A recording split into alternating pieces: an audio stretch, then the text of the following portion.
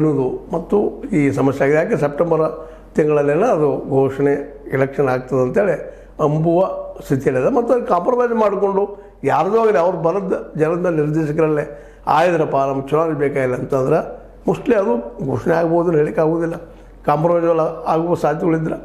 ಇನ್ನು ಕತ್ತಿಯವ್ರ ಮೈಂಡ್ ಮೇಲೆ ಬಿಟ್ಟಂಥದ್ದು. ಯಾಕಂದರೆ ಕತ್ತಿಯವ್ರಿಗೆ ಈಗಾಗಲೇ ಕತ್ತಿ ಮತ್ತು ಬಿ ಪಾಟೀಲ್ರಿಗೆ ಅಲ್ಲಿಯ ರಾಜಕೀಯ ಬಿಸಿ ಅವ್ರಿಗೆ ಏನದ, ಯಾವ ಪ್ರಮಾಣದಲ್ಲದ, ಜೊಲ್ಲೆ ಮತ್ತು ಜಾರಕಿಹೊಳಿ ಅವರ ಪ್ರಾಬಲ್ಯ ಯಾವ ರೀತಿ ಅದ ಅನ್ನೋದು ಅವ್ರಿಗೆ ಈ ಮುಟ್ಟಿದ್ದರಿಂದಾಗಿ ಅವ್ರು ಮುಂದಿನ ಹೆಜ್ಜೆ ನಿಲ್ಬೋದು ಕತ್ತಿ ಮತ್ತು ಬಿ ಪಾಟೀಲ್ ಅನ್ನೋದು.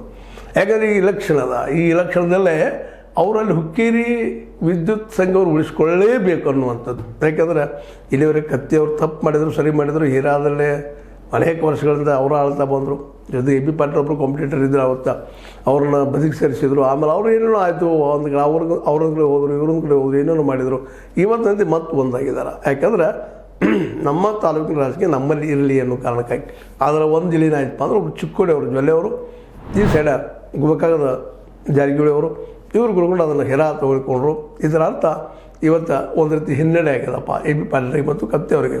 ಬೇರೆ ಹೊರಗಿನವ್ರ ಒಳಗೆ ತಮ್ಮೊಳಗೆ ತರಬಾರದು ಪ್ರಯತ್ನ ಮಾಡಿದರು, ಅದರೊಳಗೆ ಬಂದಿದ್ದಾರೆ ಅವರು ಅನ್ನೋದು ಬೇಕಾದ್ರೆ ಸ್ಪಷ್ಟ ಆಗಿದೆ. ಇನ್ನು ಹುಕ್ಕೇರಿದು ವಿದ್ಯುತ್ ಸಂಘದ ಭಾಳ ಮಹತ್ವದ. ಯಾಕಂದರೆ ಇಡೀ ರಾಜ್ಯದಲ್ಲಿನ ಈ ಹುಕ್ಕೇರಿ ಏನು ವಿದ್ಯುತ್ ಸಂಘದ ಇದು ಒಂದೇ ಇರೋದು. ಜೊತೆಗೆ ಇಲ್ಲಿ ನಡೆಯುವ ಇಲೆಕ್ಷನ್ ಮುಂದಿನ ಈ ಜಿಲ್ಲೆಯ ರಾಜಕೀಯ ಒಂದು ದಿಶೆಯನ್ನು ತೋರಿಸ್ಬೋದೇನೋ ಅಂತೇಳಿ. ಯಾಕಂದರೆ ಚುನಾವಣೆ ಆಯ್ತಪ್ಪ ಅಂತಂದ್ರೆ ನಿಶ್ಚಿತವಾಗಿಯೂ ಆಗಿ ಯಾರ ಬಲ ಎಷ್ಟು ಅನ್ನುವಂಥದ್ದು ಸ್ಪಷ್ಟ ಆಗ್ತದೆ. ಆ ಸಂದರ್ಭದಲ್ಲೇ ಆ ದಿಶೆಯಲ್ಲಿ ಚುನಾವಣೆ ಎದುರು ನೋಡ್ತಾ ಇದ್ದು